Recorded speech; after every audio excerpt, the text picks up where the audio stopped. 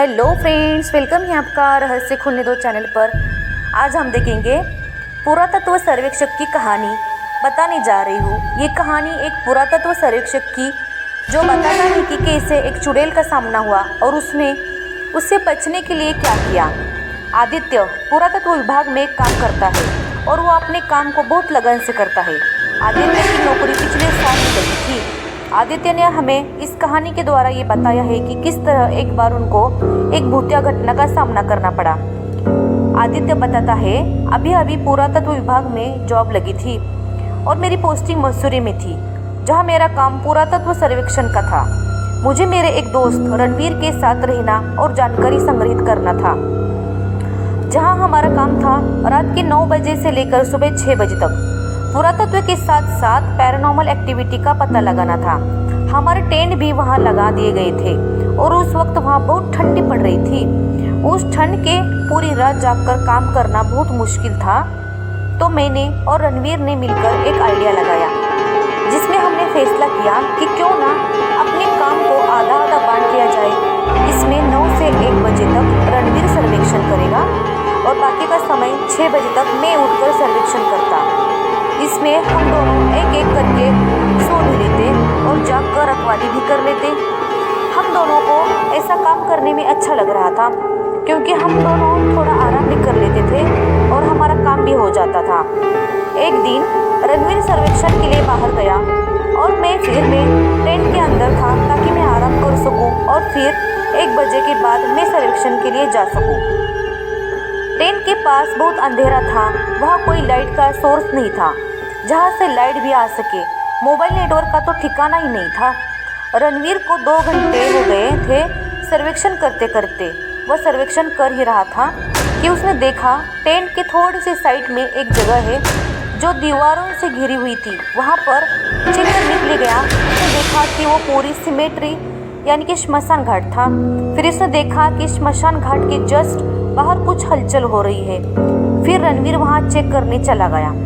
फिर अचानक रणवीर ने देखा कि सामने से कोई औरत आ रही है जो ऊपर से नीचे तक सफ़ेद दिख रही थी, बस उसकी आंखें ही काली दिख रही थी। वो औरत अभी थोड़ी दूर पर ही थी। रणवीर ने सोचा वह जैसे उसकी तरफ आएगी तो उसे रोककर पूछूंगा कि वो यहाँ क्या कर रही है। फिर जैसे ही वो औरत रणवीर के थोड़ी साइड से होकर गुजरने लगी, वैसे ही रणवीर ने उसको आवाज़ लगाई।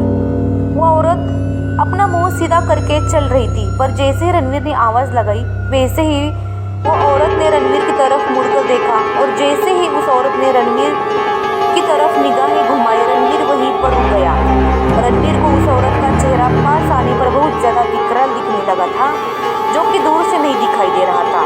अब वो औरत उसे बस घूरे जा रही थी और रणवीर उसका चेहरा देखकर डर गया था। रणवीर पूरी कोशिश कर रहा था कि ज़ोर ज़ोर से चिल्लाने की और आवाज़ लगाने की, पर मानो उसका पूरा मुंह बंद हो गया था। वो अंदर से पूरी कोशिश कर रहा था आवाज़ लगाने की, पर ऐसा करने में असमर्थ था। उसका हाथ भी नहीं हिल रहा था, मानो सीमेंट से जाम कर दिया हो। पर वो अभी भी उस औरत को देख रहा था और वो औरत उसको देख रही थी। कुछ ही देर बाद औरत ने वापस सीधा देखा और चलना शुरू कर दिया। जो श्मशान घाट पूरे दीवार से घिरा हुआ था, उस दीवार के आर पार होकर वो चली गई। रणवीर ने पूरी हिम्मत लगाई, जोरों से भागते हुए टेंट के अंदर गया और मुझको जगाया। मैंने उसकी डरी हुई आंखें देखकर पूछा कि क्या हुआ रणवीर। उसने बताया, सारी बात बताई और मैं ज़ोर ज़ोर से हंसने लगा, क्योंकि मैं उसकी बातों पर विश्वास नहीं कर रहा था। ऐसी सफ़ेद देखने वाली भूत प्रेत की कहानी मैंने बहुत बार टीवी और कहानियों में सुना और देख रखा था, पर मैंने देखा कि रणवीर इतना डर चुका था कि वो डर से कांपने लगा था। मैंने कहा, ठीक है, तुम टेंट के अंदर ही रहो और आराम करो, मैं बाहर जाकर सर्वेक्षण करता हूँ। वैसे मेरा मन तो नहीं था रणवीर को अकेले छोड़कर जाने का, लेकिन मुझे एक बार वहाँ जाकर देखना था क्या सच में ऐसा कुछ होता है। मैं उसी श्मशान घाट के अंदर घुस गया। 1 घंटा हो गया, अभी भी कुछ नहीं हुआ था। मैं समझ गया कि रणवीर का कोई वहम है। फिर मैं अभी बाहर जाने ही वाला था, तभी देखा कि दीवार से एक औरत निकल के आ रही है। बस मुझे इतना ही देखना बाकी था। फिर मैं समझ गया था कि ये सब कुछ सच होता है। लेकिन इस समय रणवीर वाली गलती नहीं दोहराई। मैंने उसे नहीं पुकारा, मैंने उसे देखते ही अपनी आंखें बंद कर ली और उसके चले जाने का इंतजार किया। कुछ देर बाद जब मैंने आंखें खोली तो मैंने देखा कि वो औरत वहाँ पर नहीं थी। मैं झट से वहाँ से बाहर निकलकर भाग गया। दोस्तों, हमारे पुरातत्व सर्वेक्षक बहुत ज़्यादा बहादुर होते हैं, पर ऐसी शक्तियों का सामना एक मामूली इंसान नहीं कर सकता। इसी के साथ हमारी कहानी यहीं पर खत्म होती है। कैसी लगी ये कहानी हमें कमेंट में ज़रूर बताएं।